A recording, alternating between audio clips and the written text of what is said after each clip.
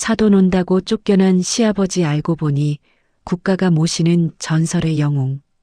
동네 어귀에 밤안개가 자욱하게 깔렸습니다. 가로등 불빛은 침침하고 멀리서 개 짖는 소리만 간간히 들려왔습니다. 박 노인은 낡은 구두 끝을 내려다보며 아파트 현관 앞에 멍하니 서 있었지요. 손에 든 검정 비닐봉지 안에는 아들이 제일 좋아하는 단골집 족발이 묵직하게 담겨 있었습니다. 아침부터 건설 현장에서 등짐을 나르고 받은 일당으로 큰 마음 먹고 사온 것이었습니다. 노인은 떨리는 손으로 도어락 덮개를 올렸습니다. 평소처럼 비밀번호를 눌렀지요. 하지만 돌아오는 건 경쾌한 알림음이 아니라 날카롭고 거친 경고음뿐이었습니다. 띠리릭 띠리릭. 노인은 고개를 갸우뚱하며 다시 한번 번호를 눌렀습니다. 아들의 생일, 며느리의 생일, 손주의 생일까지 차례로 넣어보았지만 문은 꼼짝도 하지 않았습니다. 비밀번호가 바뀐 것이었습니다. 혹시나 해서 초인종을 눌렀습니다. 안에서 인기척이 느껴졌지요. 며느리 김 씨의 목소리가 인터폰 너머로 흘러나왔습니다. 목소리는 차갑고 단호했지요. 아버님, 제가 낮에 문자 드렸잖아요. 오늘 저희 친정엄마 오시는 날이라니까요. 집도 좁은데 사돈끼리 한 지붕 아래 있는 건 좀 그렇잖아요. 이번 주말만 나가서 지내주세요. 노인은 말문이 막혔습니다. 문자는 확인하지 못했습니다. 노안이 와서 작은 글씨는 보이지도 않을 뿐더러 하루 종일 먼지 구덩이에서 일하느라 핸드폰을 들여다볼 여유조차 없었기 때문이지요. 노인은 조심스럽게 문 가까이 입을 대고 말했습니다. 얘야, 내가 지금 갈 데가 어디 있겠니? 족발도 좀 사왔는데 이것만 넣어주고 얼른 나갈게. 구석에서 조용히 잠만 자고 새벽에 일 나가면 되지 않겠니? 그러자 안에서 짜증 섞인 한숨 소리가 들렸습니다. 이어서 며느리의 날 선 목소리가 문틈을 타고 새어나왔지요. 아버님, 제 체면도 좀 생각해 주셔야죠. 우리 엄마가 아버님 일용직 다니시는 거 알면 얼마나 속상해 하시겠어요. 아까 제가 아버님 짐은 집 앞에 내놓았으니까 그거 들고 근처 여관 가서 주무세요. 돈은 아버님 버시는 거 많으시잖아요. 일요일 저녁에 오세요. 그때 번호 알려드릴게요. 뚝 인터폰이 끊겼습니다. 복도 한 구석을 보니 정말로 노인의 낡은 청가방 하나가 덩그러니 놓여 있었습니다. 가방 위에는 먼지가 뽀얗게 앉은 노인의 작업화 한 켤레가 비참하게 얹어져 있었지요. 평생을 자식 하나 바라보며 굽은 등으로 살아온 세월이 그 가방 하나에 담겨버려진 기분이었습니다. 노인은 현관문을 툭툭 두드려 보았습니다. 하지만 안에서는 들으라는 듯 텔레비전 볼륨을 높여버렸지요. 아들의 이름도 불러보았습니다. 하지만 아들 녀석은 퇴근 전인지 아니면 안에서 숨을 죽이고 있는 것인지 대답이 없었습니다. 노인은 복도 벽에 기대어 천천히 주저앉았습니다. 무릎 관절이 시큰거렸지요. 손에 든 족발 봉지가 차갑게 식어갔습니다. 지나가는 이웃이라도 볼까봐 노인은 얼른 고개를 숙였습니다. 남들에게는 번듯한 아들 집에 얹혀 사는 복 많은 노인네로 알려져 있었기 때문이지요. 체면이 목숨보다 귀한 시니어 세대에게 이보다 더한 모욕은 없었습니다. 노인은 힘겹게 몸을 일으켰습니다.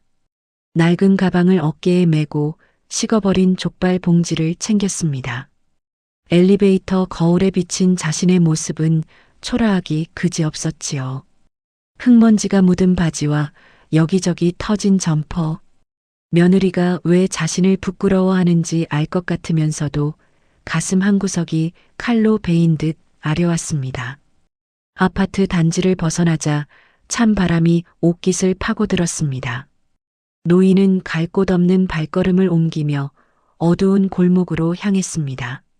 화려한 아파트 단지의 불빛이 등 뒤에서 비웃는 것처럼 느껴졌지요. 노인은 길가 벤치에 앉아 하늘을 올려다보았습니다. 별 하나 보이지 않는 밤이었지만 노인의 눈에는 묘한 빛이 서려 있었습니다. 단순히 슬픔이라고 하기엔 너무 깊고 분노라고 하기엔 너무 차분한 눈빛이었지요.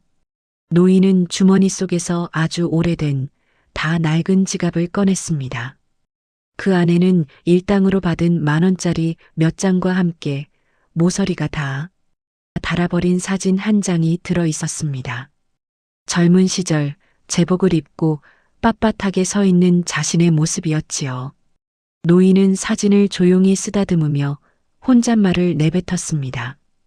허허, 인생 참 덧없구나. 내가 누군지 알면 저 아이들이 저럴 수 있을까? 노인은 씁쓸한 웃음을 지으며 자리에서 일어났습니다. 발걸음은 근처에서 가장 저렴해 보이는 낡은 여관으로 향했지요. 하지만 그것은 끝이 아니라 오랫동안 잠잠했던 노인의 진짜 이야기가 시작되는 신호탄이었습니다. 박 노인은 골목 끝자락에 위치한 대궐 여관이라는 간판 앞에 멈춰 섰습니다. 이름만 대궐일 뿐 외벽의 페인트는 다 벗겨지고 입구에선 곰팡이 냄새가 물씬 풍겨 나왔지요. 노인은 깊게 한숨을 내쉬며 낡은 미닫이 문을 열고 들어갔습니다. 카운터 안에서 꾸벅꾸벅 졸고 있던 주인장이 눈을 비비며 노인을 훑어보았지요. 흙먼지 묻은 점퍼와 낡은 청가방을 본 주인장의 표정이 금세 무시하는 기색으로 변했습니다. 방 있어요? 노인이 조심스럽게 물었습니다. 주인장은 귀찮다는 듯 고개를 까딱이며 대답했지요. 제일 싼 방이 50,000원이에요. 선불입니다. 노인은 떨리는 손으로 바지 주머니를 뒤졌습니다. 오늘 하루 종일 허리가 끊어질 듯 일해서 번 돈이었습니다. 빳빳한 10,000원짜리 5장을 내미는 노인의 손마디는 거칠고 투박했지요.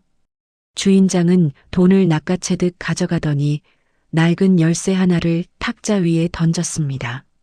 노인은 그 열쇠를 소중히 챙겨 2층 구석방으로 향했습니다. 방 안은 냉골이었습니다. 보일러를 틀지 않았는지 바닥이 얼음장 같았지요. 노인은 가방을 구석에 내려놓고 침대도 없는 좁은 장판 위에 앉았습니다. 아까 들고 온 족발 봉지를 풀었지요. 비닐봉지 안의 족발은 이미 기름기가 하얗게 굳어 있었습니다. 아들이 좋아한다기에 일당의 절반을 떼어 산 것인데 정작 주인은 보지도 못한 채 노인의 손에 들려 이 차가운 방까지 흘러들어온 것이었습니다. 노인은 굳은 고기 한 점을 떼어 입에 넣었습니다. 씹을수록 목이 메어왔지요. 물 한 모금 없이 꾸역꾸역 고기를 삼키던 노인의 눈시울이 붉어졌습니다. 평생을 자식 뒷바라지에 바쳤습니다. 남들 하는 외식 한번 제대로 안 하고 해진 양말을 꿰매 신으며 아들놈 대학 가르치고 장가까지 보냈지요. 그런데 돌아온 것은 체면 상하니 사돈 올 때는 나가 있으라는 며느리의 모진 말뿐이었습니다. 그때 핸드폰이 진동했습니다. 아들이었지요. 노인은 혹시나 하는 마음에 서둘러 전화를 받았습니다. 아버지, 나 퇴근했어. 아들의 목소리는 평온했습니다. 집안 상황을 다 아는 듯 하면서도 모르는 척하는 비겁함이 섞여 있었지요. 그래, 퇴근했냐? 저기 내가 지금 바뀐데 말이다. 노인이 말을 떼기도 전에 아들이 말을 잘라버렸습니다. 알아. 애 엄마한테 들었어. 장모님 오신다며. 아버지도 참 미리 연락 좀 하고 오지 그랬어. 여간비는 애 엄마가 넉넉히 줬다니까 거기서 편히 쉬다 와. 나 피곤해서 끊을게. 뚝. 전화가 끊겼습니다. 노인은 멍하니 핸드폰 액정을 바라보았습니다. 며느리가 돈을 줬다는 말은 거짓말이었습니다. 아들은 확인도 하지 않은 채 제 마누라 말만 믿고 아버지를 길바닥으로 내몬 것이지요. 서운함을 넘어 가슴 한복판이 무너져 내리는 기분이었습니다. 노인은 핸드폰을 내려놓고 벽에 머리를 기댔습니다. 벽지 너머로 옆방 사람들의 시끄러운 웃음소리가 들려왔습니다. 세상 천지에 자신만 혼자 남겨진 것 같은 외로움이 파도처럼 밀려왔지요. 노인은 다시 지갑을 열어 낡은 사진을 꺼냈습니다. 전에 보았던 제복 입은 젊은 날의 자신 사진 속에 남자는 세상을 다 호령할 듯 당당한 기세를 풍기고 있었지요. 자네들, 내가 이러고 사는 거 알면 무덤에서 벌떡 일어나겠구먼. 노인은 사진 속 동료들을 향해 쓸쓸히 은조렸습니다. 사실 노인은 평범한 막노동꾼이 아니었습니다. 지금은 늙고 병든 노인 취급을 받지만 과거 그는 국가의 부름을 받고 가장 어두운 곳에서 헌신했던 사람이었지요. 하지만 비밀 유지가 생명이었던 직업 특성상 자식에게조차 제 정체를 밝히지 못했습니다. 그저 은퇴 후 연금도 포기한 채 조용히 살아가기로 맹세했었지요. 노인은 차가운 방바닥에 누웠습니다. 낡은 청가방을 베개 삼아 눈을 감았지요. 억울함과 모멸감이 온몸을 휘감았지만 노인은 이를 악물었습니다. 시니어 특유의 인내심과 오기가 가슴 밑바닥에서 뜨겁게 요동치기 시작했습니다. 다음 날 새벽 노인은 일찍 잠에서 깨어났습니다. 습관처럼 작업복을 챙겨 입었지요. 그런데 여관문을 나서려던 찰나 아파트 단지 쪽에서 요란한 구급차 소리와 소방차 사이렌 소리가 들려왔습니다. 노인의 본능이 깨어났습니다. 일반인은 구분하지 못할 미세한 연기, 냄새와 비명소리가 바람을 타고 노인의 귀를 때렸지요. 노인은 망설임 없이 소리가 나는 쪽으로 뛰기 시작했습니다. 굽었던 등이 펴지고 흐릿했던 눈빛이 매섭게 빛났습니다. 아들과 며느리가 자신을 버린 그 아파트 쪽에서 거대한 불길이 솟구치고 있었기 때문입니다. 새벽 공기를 가르는 사이렌 소리는 날카로웠습니다. 박 노인은 숨이 턱 끝까지 차오르는 줄도 모르고 아파트 단지를 향해 달렸지요. 멀리서 보아도 상황은 심각했습니다. 아들이 사는 103동 중층부에서 시커먼 연기가 뿜어져 나오고 있었지요. 화재 경보기 소리와 사람들의 비명소리가 뒤섞여 아수라장이 따로 없었습니다. 단지 입구에는 잠옷바람으로 뛰쳐나온 주민들이 발을 동동 구르고 있었지요. 박 노인은 인파를 헤치고 아들의 집이 있는 라인 앞으로 달려갔습니다. 소방대원들이 진입을 준비하고 있었지만 강한 바람 때문에 불길이 계단 통로를 타고 빠르게 위로 번지고 있었지요. 저기요. 아직 우리 딸이 안에 있어요. 우리 집사람 좀 살려주세요. 여기저기서 터져나오는 절규 소리에 박 노인의 가슴이 뛰기 시작했습니다. 이것은 단순한 두려움이 아니었습니다. 수십 년 전 사선을 넘나들며 몸에 새겨졌던 특수 요원의 감각이 되살아난 것이었지요. 노인은 소방관들이 저지하는 안전선을 슬쩍 넘어 건물 뒷방향으로 향했습니다. 그곳에는 가스 배관과 비상용 왕강기 지지대가 설치되어 있었지요. 환갑을 넘긴 노인의 몸이었지만 평소 건설 현장에서 다져진 근력과 과거의 기술은 녹슬지 않았습니다. 노인은 낡은 작업 장갑을 고쳐 끼고 배관을 붙잡았습니다. 일반인이라면 엄두도 못 낼 높이였지만 박 노인은 침착하게 발을 디뎠지요.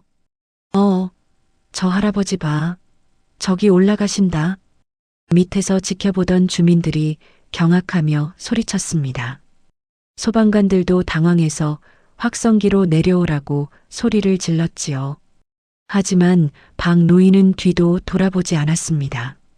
지금 아들의 집안에는 며느리와 손주 그리고 어제 왔다던 사돈댁까지 갇혀 있을 게 뻔했기 때문입니다. 연기가 폐부 깊숙이 들어와 기침이 터져 나왔습니다. 눈이 따가워 눈물이 흘렀지만 노인은 이를 악물고 4층 창틀을 넘었습니다. 복도는 이미 연기로 가득 차 앞이 보이지 않았지요. 박 노인은 점퍼를 벗어 입을 막고 자세를 낮춘 채 아들의 집 번호가 적힌 문 앞에 도착했습니다. 문 손잡이를 살짝 만져보니 뜨거운 열기가 전해졌습니다. 백드래프트 현상이 일어날 수 있는 위험한 상황이었지요. 노인은 주변에 버려진 소화기를 찾아내 문고리를 부수고 조심스럽게 틈을 열었습니다. 안에서는 매캐한 연기와 함께 희미한 신음소리가 들려왔습니다. 거실 바닥에 며느리와 사돈 노파가 쓰러져 있었지요. 며느리는 화들짝 놀라며 고개를 들었습니다. 연기 때문에 눈도 제대로 못 뜨던 며느리는 자신들을 구하러 온 사람이 어제 여관으로 쫓아냈던 시아버님이라는 사실에 넋이 나간 표정이었습니다. 아버님? 박 노인은 대답할 겨를도 없었습니다. 짧고 굵게 명령했지요. 말하지 말고 내 옷자락 잡아라. 사돈댁은 내가 업을 테니 너는 손주 녀석 안고 내 뒤만 바짝 따라와라. 알겠느냐? 평소 기운 없고 유순하던 노인의 목소리가 아니었습니다. 호랑이 같은 위엄이 서린 호통이었지요. 며느리는 겁에 질려 허겁지겁 손주를 품에 안고 노인의 뒤를 따랐습니다. 노인은 사돈 노파를 가뿐히 등에 업고 연기 속으로 몸을 던졌습니다. 불길이 거실 천장을 핥으며 번지고 있었습니다. 박 노인은 벽의 온도를 손바닥으로 감지하며 가장 안전한 탈출 경로를 찾아냈지요. 소방대원들이 진입하기도 전 노인은 가족들을 이끌고 비상구 계단을 내려가기 시작했습니다. 무릎 관절이 비명을 질렀고 숨이 가빠왔지만 노인의 걸음걸이는 한치의 흔들림도 없었지요. 드디어 아파트 현관 밖으로 쏟아져 나오자 대기하고 있던 의료진과 소방관들이 달려들었습니다. 주민들은 박수를 치며 환호했지요. 며느리는 바닥에 주저앉아 거친 숨을 몰아쉬며 시아버지를 올려다보았습니다. 검게 그을린 얼굴, 제가 묻은 작업복. 하지만 그 속에서 뿜어져 나오는 기백은 평범한 노인의 것이 아니었습니다. 며느리는 어제 자신이 했던 모진 말들이 떠올라 얼굴을 들 수 없었지요. 하지만 박 노인은 가족들의 안전을 확인하자마자 다시 무심한 표정으로 옷에 묻은 먼지를 털어낼 뿐이었습니다. 주변 소방대원 한 명이 박 노인에게 다가와 놀라운 눈으로 물었습니다. 어르신, 이 연기 속에서 어떻게 이분들을 다 데리고 나오신 겁니까? 보통 분이 아니신 것 같은데요. 박 노인은 그저 씁쓸하게 웃으며 대답했지요. 그저 옛날에 하던 버릇이 좀 남아서 그랬습니다. 그 순간 멀리서 소식을 듣고 달려온 아들이 새파랗게 질린 얼굴로 나타났습니다. 현장은 여전히 아수라장이었지만 박 노인의 주변만큼은 묘한 정적이 흘렀습니다. 아들 녀석은 불타는 아파트를 보며 넋이 빠져 있다가 바닥에 주저앉아 있는 제 처와 아이를 발견하고는 불이 나게 달려왔지요. 여보, 준수야, 괜찮아? 어떻게 나온 거야? 며느리는 대답 대신 손가락으로 박 노인을 가리켰습니다. 아들은 그제야 검댕이를 잔뜩 뒤집어 쓴 채 숨을 고르고 있는 아버지를 보았지요. 아들의 눈동자가 흔들렸습니다. 어젯밤 냉정하게 전화를 끊었던 제 모습이 떠올랐는지 차마 입을 떼지 못했지요.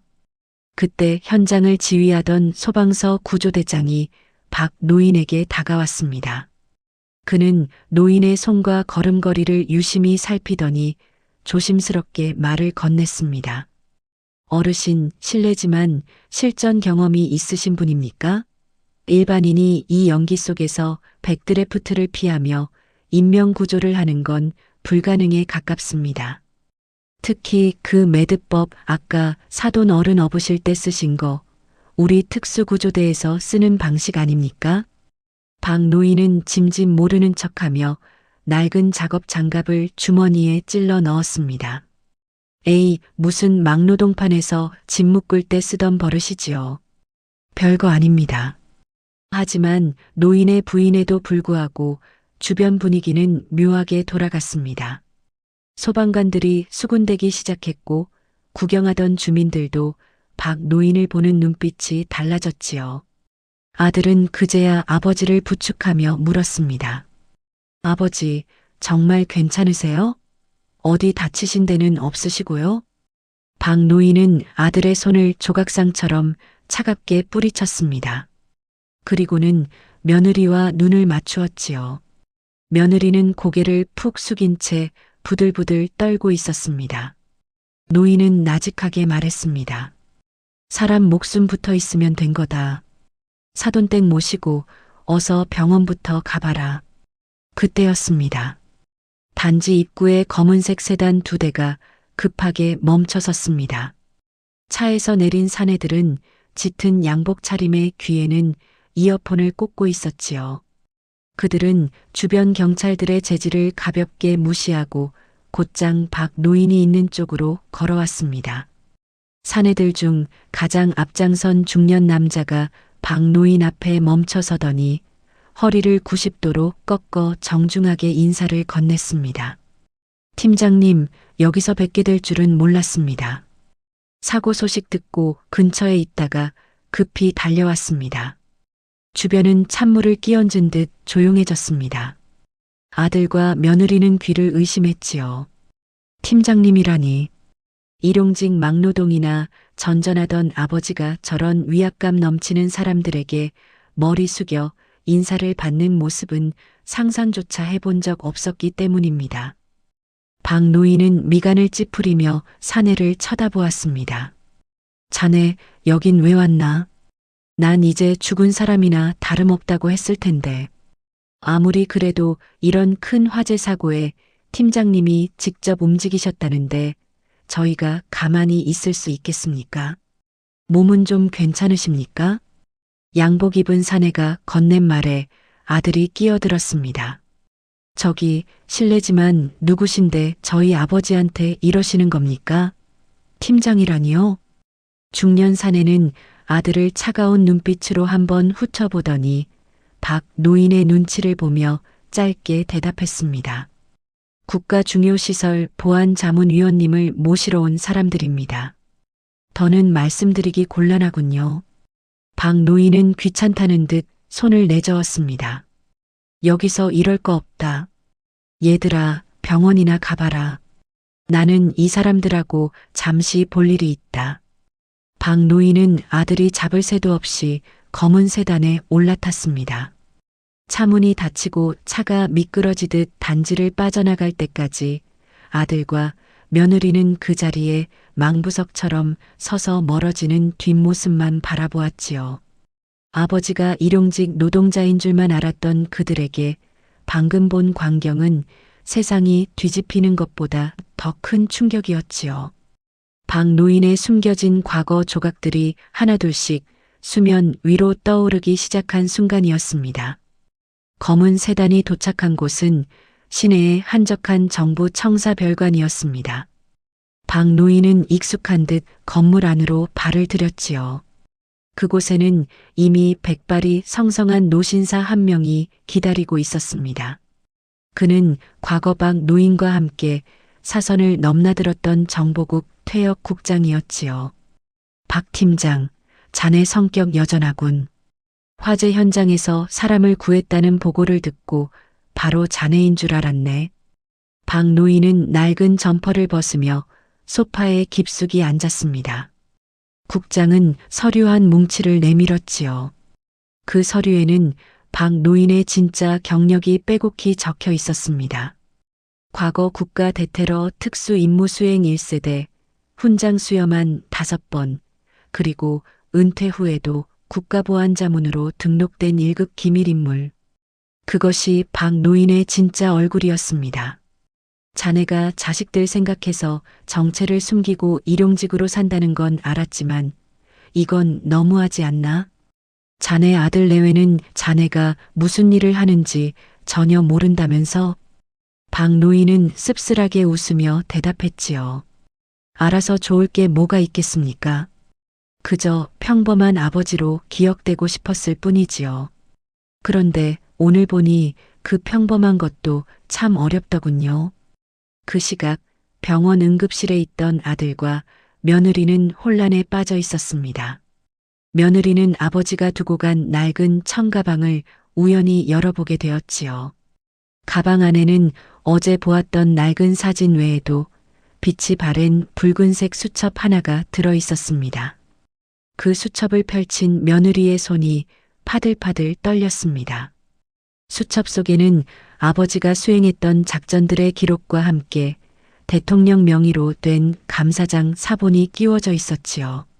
아버지는 일용직 노동자가 아니었습니다. 국가가 위기에 처했을 때 그림자처럼 움직였던 영웅이었던 것이지요. 여보, 이것 좀 봐, 아버님. 우리가 생각하던 그런 분이 아니었어. 아들은 수첩을 넘기며 말을 잃었습니다. 수첩 끝자락에는 아버지가 매달 꼬박꼬박 적어 내려간 가계부가 있었지요. 일용직으로 번 돈의 대부분이 손주의 학원비와 아들네 생활비로 입금된 내역이었습니다. 아버지는 자신의 정체를 숨기기 위해 그리고 자식들에게 짐이 되지 않기 위해 기꺼이 공사장 먼지를 마시며 살았던 것이었습니다. 하지만 며느리의 반응은 묘했습니다. 경악과 미안함도 잠시 그녀의 눈에는 다른 욕심이 서리기 시작했지요. 여보, 그럼 아버님이 나라에서 받는 연금이나 보상금이 엄청날 거 아니야? 그걸 왜 우리한테 숨기셨지? 지금 아파트 대출금도 산더미인데. 아들은 아내의 말에 당황했지만 한편으로는 자신도 모르게 고개를 끄덕이고 있었습니다. 그들은 아버지가 겪었을 고통과 희생보다는 이제야 드러난 아버지의 능력과 재력에 더 큰 관심을 보이기 시작한 것이지요. 그때 병실 문이 거칠게 열리며 검은 양복의 사내들이 다수 나타났습니다. 아까 아파트에서 보았던 그들이었지요. 그들은 차가운 표정으로 아들 내외에게 말했습니다. 박 노인님께서 당분간 외부와의 접촉을 피하시겠다고 하셨습니다. 그리고 이 가방 돌려받으러 왔습니다. 며느리는 가방을 뒤로 숨기며 날카롭게 소리쳤지요. 싫어요. 우리 아버님 가방인데 왜 당신들이 가져가요? 그리고 아버님 어디 계세요? 우리한테 말도 안 하고 어디로 빼돌린 거예요? 사내들은 대꾸도 없이 강압적으로 가방을 회수하려 했습니다. 아들과 며느리는 소란을 피우며 저항했지요. 그들에게 아버지는 이제 모셔야 할 귀한 분이자 놓쳐서는 안 될 로또가 되어버린 것입니다. 멀리서 모니터를 통해 이 광경을 지켜보던 박 노인의 눈에 깊은 슬픔이 고였습니다. 정체가 드러나면 자식들이 자신을 진심으로 존경해 줄 줄 알았건만 돌아오는 것은 여전한 이기심과 탐욕뿐이었지요. 노인은 나직이 읊조렸습니다. 역시 정체를 밝히는 게 아니었는데 그때였습니다. 화면 너머로 며느리가 사내들에게 쏘아붙이는 말이 박 노인의 가슴에 대못을 박았습니다. 그 노인네, 어차피 우리 아니면 갈 데도 없어요. 돈 나올 구멍 있으면 진작 말을 했어야지. 사람 속인 게 누군데 지금 이래요? 박 노인은 눈을 감았습니다. 가족들의 진심 어린 참회는 없었습니다. 오히려 더 큰 비극의 그림자가 노인의 등 뒤로 들이우고 있었지요. 아들 내외는 병원을 뛰쳐나와 아버지가 실려갔던 정부 청사별관 앞으로 달려갔습니다. 그들의 머릿속엔 화재의 공포나 아버지를 향한 미안함 대신 국가기밀인물이라는 타이틀이 가져올 막대한 보상금과 연금 생각뿐이었지요. 정문 앞을 막아서는 보안 요원들에게 며느리는 삿대질을 하며 고함을 쳤습니다. 이보세요. 내가 그 노인네 며느리라고요. 자식들이 아버지를 보겠다는데 당신들이 무슨 권리로 막아요? 어서 문 안 열어. 소란을 듣고 박 노인이 천천히 정문으로 걸어 나왔습니다. 아까보다 훨씬 더 초췌해진 얼굴이었지요. 아들은 달려가 아버지의 팔을 붙잡으며 평소에 하지도 않던 살가운 목소리로 말했습니다. 아버지, 어떻게 된 거예요? 그런 대단한 분인 줄도 모르고 저희가 아니, 이제라도 말씀해 주셔서 다행이에요. 여관이라니요. 저희가 생각이 짧았어요. 어서 집으로 가요. 제가 최고급 호텔이라도 예약해 둘게요. 곁에 있던 며느리도 한술 더 떴지요. 아버님, 아까 제가 했던 말은 다 잊으세요. 경황이 없어서 그랬던 거 아시잖아요. 그나저나 아버님, 저 양복 입은 사람들이 아버님한테 예우는 제대로 해드린대요. 국가 훈장 받으신 분이면 보상금도 억소리 나게 나올 텐데 저희가 관리해 드릴게요. 박 노인은 그들의 얼굴을 하나하나 뜯어보았습니다. 그 눈에는 존경이나 안도는 없었습니다. 오직 탐욕스러운 빛만 번득이고 있었지요. 노인이 입을 뗐습니다. 내게 나올 돈 같은 건 없다. 나는 이미 20년 전에 모든 권리를 포기했어. 내가 가진 건 이 낡은 몸뚱이와 작업복 한 벌뿐이다. 순간 며느리의 표정이 싸늘하게 굳었습니다. 아들의 손에서도 힘이 빠졌지요. 며느리는 믿기지 않는다는 듯 목소리를 높였습니다. 포기요? 그게 무슨 말씀이세요?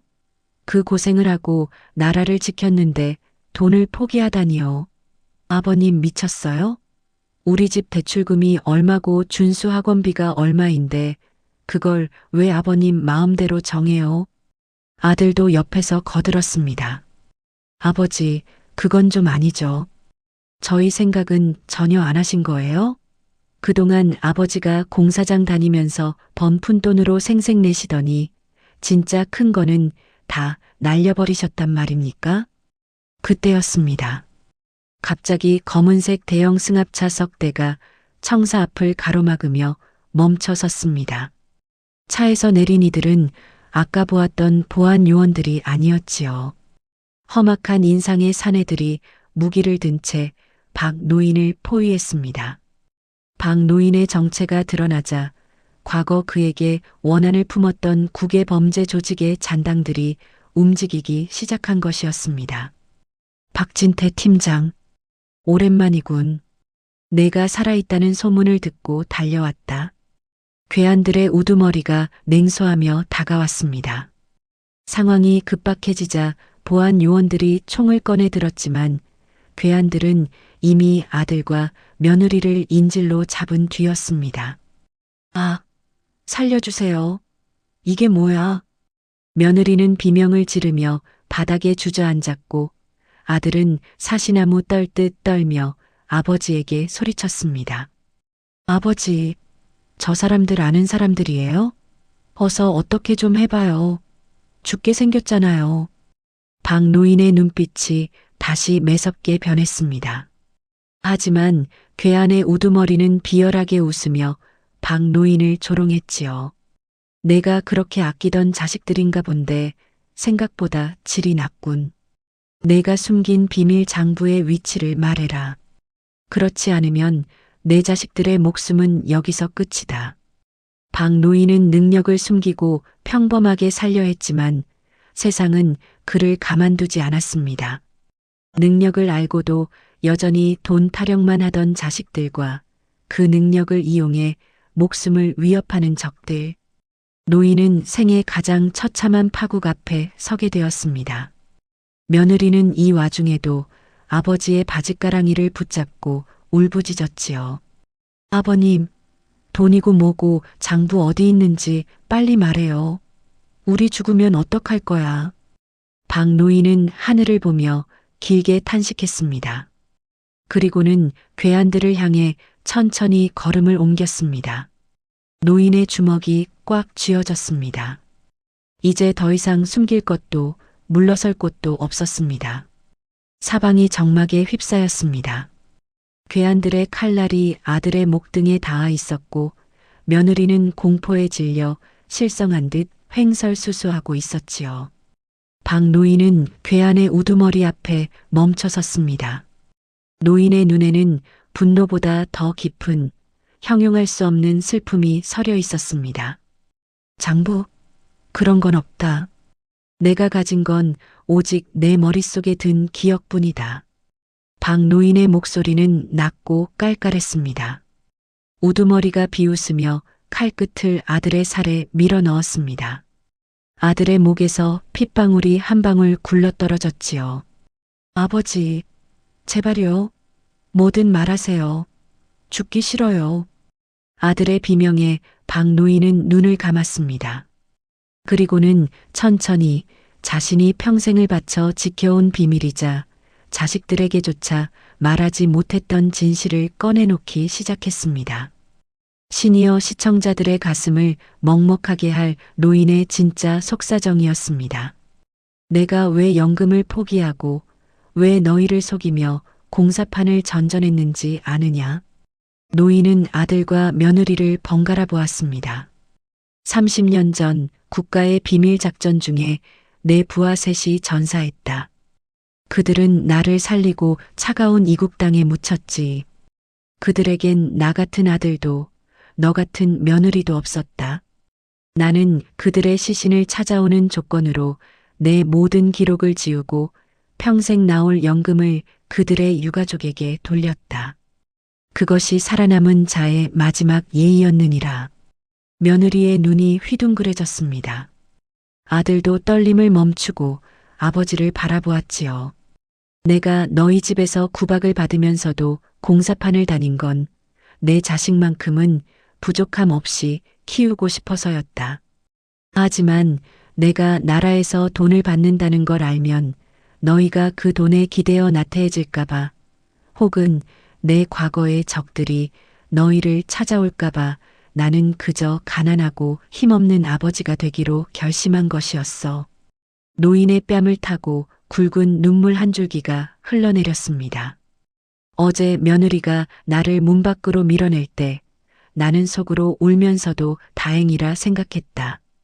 내가 초라할수록 너희가 안전할 거라 믿었으니까. 그런데 너희는 내 정체를 알고도 내 상처보다 내 주머니의 돈을 먼저 묻더구나. 노인의 말 한마디 한마디가 아들과 며느리의 가슴을 난도질했습니다.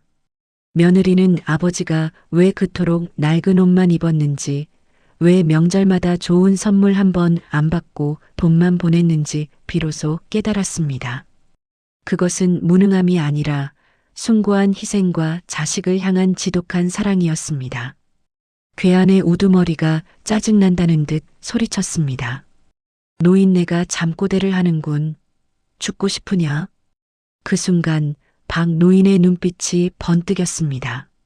슬픔은 순식간에 차가운 살기로 변했지요. 내 자식들이 비록 못났으나 감히 내 놈들이 건드릴 물건은 아니다. 노인의 몸이 번개처럼 움직였습니다. 환갑을 넘긴 나이라고는 믿기지 않는 속도였지요. 괴한의 손목을 단숨에 꺾어 칼을 빼앗고 순식간에 아들을 뒤로 밀어냈습니다. 뒤이어 달려드는 적들을 향해 노인은 과거 유령 팀장이라 불리던 시절의 기술을 쏟아부었습니다. 단 1분도 걸리지 않았습니다.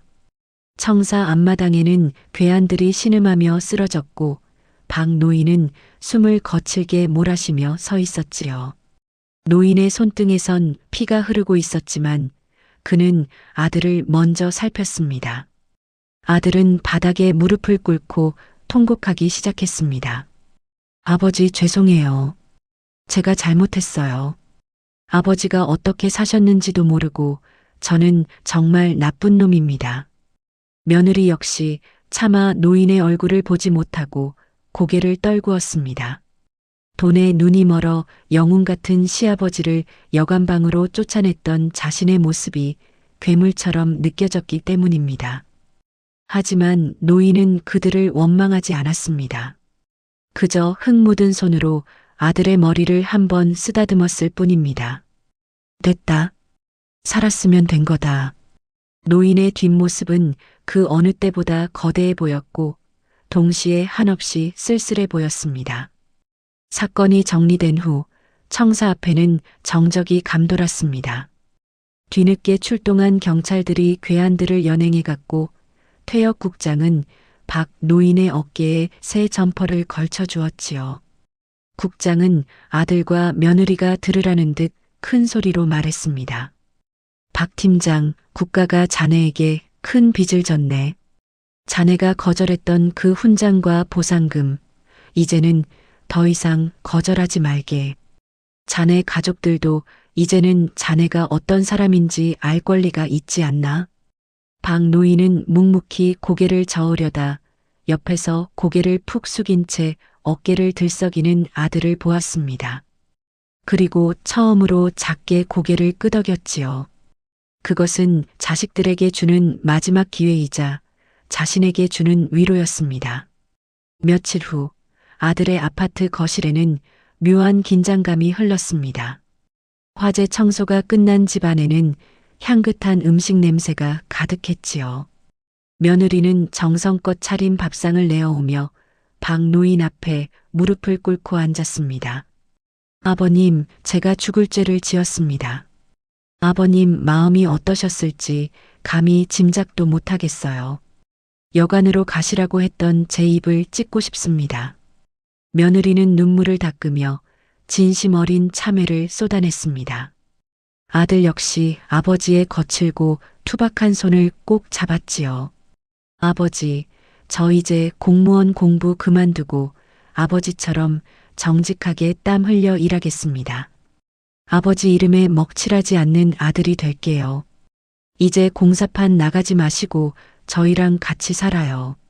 박 노인은 그제야 껄껄 웃으며 밥숟가락을 들었습니다. 살다 보니 이런 날도 오는구나. 내가 바란 건 돈도 명예도 아니다. 그저 내 자식들이 남 부끄럽지 않게 사람 구실하며 사는 것, 그거 하나면 족하다. 그날 이후 박 노인의 삶은 달라졌습니다. 그는 더 이상 먼지 구덩이에서 등짐을 지지 않았지요. 대신 국가보안자문위원으로서 가끔 정장을 차려입고 청사로 출근했습니다. 동네 사람들은 이제 박 노인을 막노동꾼이 아닌 아파트 화재를 막은 의인이자 나라의 큰 어른으로 존경하며 대우했지요. 며느리는 사돈댁이 오시는 날이면 아버지를 여관으로 보내기는커녕 가장 상석에 모시고 온 정성을 다했습니다. 아버지가 지켜온 명예가 곧 집안의 가풍이 되었기 때문입니다. 어느 맑은 오후 박 노인은 아파트 벤치에 앉아 손주의 손을 잡고 있었습니다. 손주 녀석이 할아버지의 손등에 난 상처를 만지며 물었지요. 할아버지, 이 상처는 왜 생긴 거예요? 박 노인은 먼 하늘을 바라보며 나직하게 대답했습니다. 이건 훈장이란다. 사랑하는 사람들을 지키기 위해 싸운 사람만 가질 수 있는 훈장이지. 노인의 눈빛은 이제 슬픔도 분노도 없이 평온하기만 했습니다. 평생을 숨겨진 영웅으로 살아온 노병은 비로소 자식들의 품 안에서 가장 따뜻하고 당당한 아버지라는 이름을 되찾았습니다. 악은 응징받았고 억울함은 씻겼으며 가족의 의리는 더욱 단단해졌습니다. 이것이야말로 노인이 평생을 바쳐 지키고 싶었던 진짜 승리였지요.